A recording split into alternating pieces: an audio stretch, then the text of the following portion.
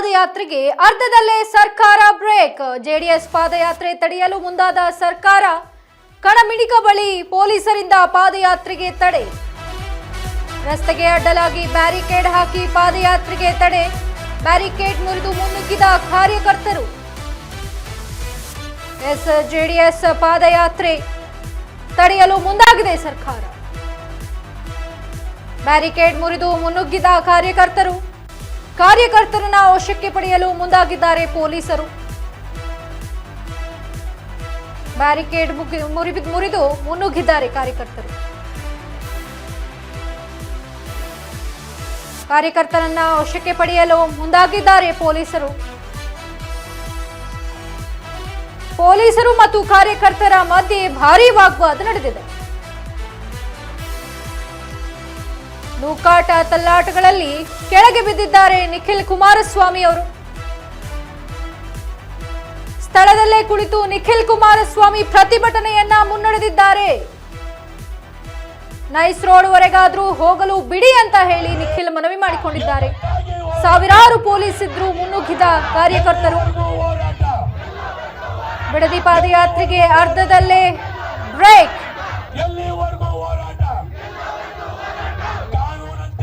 ಕಣಮಿಣಿಕರ ಬಳಿ ಪೊಲೀಸರಿಂದ ಪಾದಯಾತ್ರೆಗೆ ತಡೆ ಒಡ್ಡಿದ್ದಾರೆ. ರಸ್ತೆಗೆ ಅಡ್ಡಲಾಗಿ ಬ್ಯಾರಿಕೇಡ್ ಹಾಕಿ ಪಾದಯಾತ್ರೆಗೆ ತಡೆ ನೀಡಿದ್ದಾರೆ.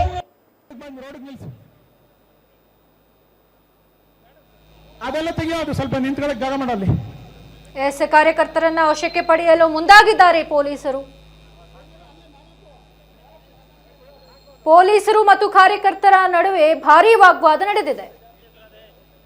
ನೂಕಾಟ ತಲ್ಲಾಟದಲ್ಲಿ ನಿಖಿಲ್ ಕುಮಾರಸ್ವಾಮಿ ಅವರು ಕೆಳಗೆ ಬಿದ್ದಿದ್ದಾರೆ. ಕೆಳಗೆ ಬಿದ್ರೂ ಕೂಡ ಹೋರಾಟವನ್ನ ಮುನ್ನಡೆಸ್ತಾ ಇದ್ದಾರೆ. ಪಾದಯಾತ್ರೆ ಅಲ್ಲೇ ಕುಳಿತುಕೊಂಡಲ್ಲೇ ಪ್ರತಿಭಟನೆಯನ್ನ ಮಾಡ್ತಾ ಇದ್ದಾರೆ ನಿಖಿಲ್ ಕುಮಾರಸ್ವಾಮಿ ಅವರು. ನೈಸ್ ರೋಡ್ ವರೆಗಾದ್ರೂ ಹೋಗ್ಲು ಬಿಡಿ ಅಂತ ಹೇಳಿ ನಿಖಿಲ್ ಕುಮಾರಸ್ವಾಮಿ ಕೇಳ್ಕೊಳ್ತಾ ಇದ್ದಾರೆ. ಸಾವಿರಾರು ಪೊಲೀಸ್ ಇದ್ರು ಮುನ್ನುಗ್ಗಿದ್ದಾರೆ ಕಾರ್ಯಕರ್ತರು.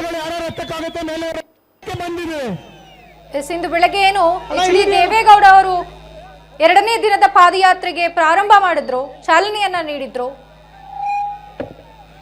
ಮಳೆ ಬಂದ್ರೂ ಕೂಡ ಪಾದಯಾತ್ರೆಯನ್ನ ನಿಲ್ಲಿಸಿಲ್ಲ ಜೆಡಿಎಸ್ ಮತ್ತು ರೈತರು.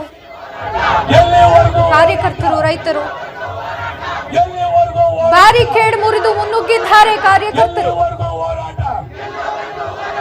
ಕಾರ್ಯಕರ್ತರನ್ನ ವಶಕ್ಕೆ ಪಡೆಯಲು ಮುಂದಾಗಿದ್ದಾರೆ ಪೊಲೀಸರು ಮತ್ತು ಕಾರ್ಯಕರ್ತರ ಮಧ್ಯೆ ಭಾರೀ ವಾಗ್ವಾದ ನಡೆದಿದೆ.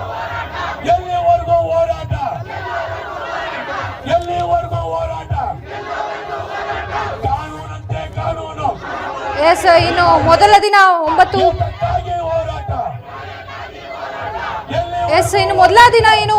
9 ಕಿಲೋಮೀಟರ್ ನಡಿಗೆಯನ್ನ ಯಶಸ್ವಿಯಾಗಿ ಪೂರ್ಣಗೊಳಿಸಿದ್ರು ನಿನ್ನೆಯಷ್ಟೇ. 6,000 to 7,000ಕ್ಕೂ ಹೆಚ್ಚು ಮಂದಿ ಭಾಗಿಯಾಗಿದ್ರು. ರೈತರು, ಜೆಡಿಎಸ್ ಕಾರ್ಯಕರ್ತರು, ಬಿಜೆಪಿ ಕಾರ್ಯಕರ್ತರು, ನಾಯಕರು, ಆರ್ ಅಶೋಕ್ ಸೇರಿದಂತೆ ಸಹಸ್ರಾರು ಜನ ರೈತರೊಂದಿಗೆ ಈ ಪಾದಯಾತ್ರೆ ಆರಂಭಗೊಂಡಿತ್ತು ನಿನ್ನೆಯಷ್ಟೇ.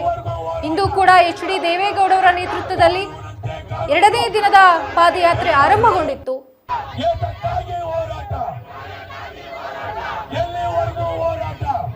ಇನ್ನು 2ನೇ ದಿನಕ್ಕೆ ಕಾಲಿಟ್ಟಿದೆ ಈ ಹೋರಾಟ. ಪೊಲೀಸರು ಮತ್ತು ಕಾರ್ಯಕರ್ತರ ಮಧ್ಯೆ ಭಾರೀ ವಾಗ್ವಾದ ನಡೆದಿದೆ. ನಿಖಿಲ್ ಕುಮಾರಸ್ವಾಮಿ ಕೆಳಗೆ ಬಿದ್ದರೂ ಕೂಡ ಪ್ರತಿಭಟನೆಯನ್ನ ನಿಲ್ಲಿಸದೆ ಘೋಷಣೆಯನ್ನ ಕೂಗ್ತಿದ್ದಾರೆ. ಇಲ್ಲಿ ನಮ್ಮ ಭೂಮಿ ನಮ್ಮ ಹಕ್ಕು ಅಂತ ಹೇಳಿ ಘೋಷಣೆ ಮೊಳಗ್ತಾ ಇವೆ. ಫ್ಲೆಕ್ಸ್ಗಳು ರಾರಾಸ್ತಾ ಇವೆ.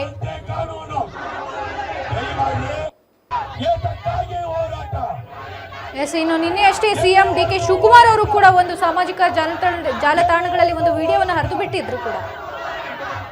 ಇನ್ನು ಸರ್ಕಾರ ಪ್ರತಿ ಎಕರೆಗೆ 3 ಕೋಟಿ ಹೆಚ್ಚು ಪರಿಹಾರವನ್ನ ನೀಡುತ್ತೇವೆ, ಹಣ ಬೇಡ ಅಂದವರಿಗೆ 50ರಷ್ಟು ಭೂಮಿ ಬಯಸುವವರಿಗೆ ಅಭಿವೃದ್ಧಿಪಡಿಸಿದ ಜಾಗವನ್ನ ನೀಡಲಾಗುವುದು ಅಂತ ಹೇಳಿದ್ರು. ಆದ್ರೆ ಇಂದು ಸಿಟಿ ಮುಟ್ಟೋಕ್ಕಿಂತ ಮುಂಚೆನೆ ಹೋರಾಟಕ್ಕೆ ಹೆಚ್ಚು ಬೆಂಬಲ ಸಿಗ್ತಾ ಇದೆ. ಜೊತೆಗೆ ಭಾರಿ ವಾಗ್ವಾದಗಳು ಕೂಡ ನಡೀತಾ ಇದೆ. ನೂಕಾಟ ತಳ್ಳಾಟಗಳು ಕೂಡ ನಡೀತಾ ಇದೆ. ಜೊತೆಗೆ ನಿಖಿಲ್ ಕುಮಾರಸ್ವಾಮಿ ಅವರು ಕೆಳಗೆ ಬಿದ್ದರೂ ಕೂಡ ಹೋರಾಟವನ್ನ ಪ್ರತಿಭಟನೆಯನ್ನ ಮುನ್ನಡೆಸ್ತಾ ಇದ್ದಾರೆ.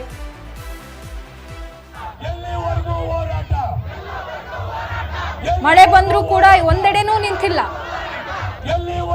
ಹೋರಾಟವನ್ನ ನಡೆಸ್ತಾನೆ ಇದ್ದಾರೆ. ಸಾವಿರಾರು ಪೊಲೀಸರಿದ್ರೂ ಕೂಡ ಮುನ್ನುಗ್ತಿದ್ದಾರೆ ಕಾರ್ಯಕರ್ತರು. ಬಿಡದಿ ಪಾದಯಾತ್ರೆಯನ್ನ ತಡೆಯಲು ಮುಂದಾಗಿದೆ ಸರ್ಕಾರ.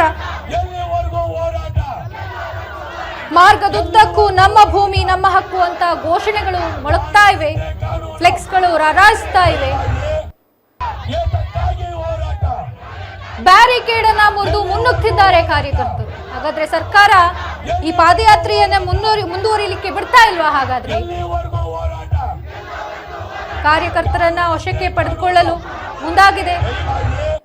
ಪೊಲೀಸರು ಮತ್ತು ಕಾರ್ಯಕರ್ತರ ನಡುವೆ ಭಾರೀ ವಾಗ್ವಾದ ನಡೆದಿದೆ.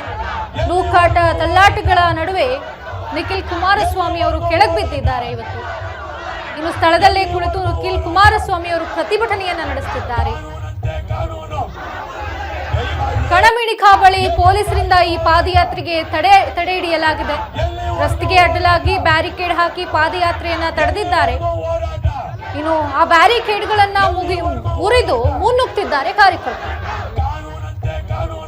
ಕಾರ್ಯಕರ್ತರನ್ನ ವಶಕ್ಕೆ ಪಡೆಯಲು ಮುಂದಾಗಿದ್ದಾರೆ ಪೊಲೀಸರು.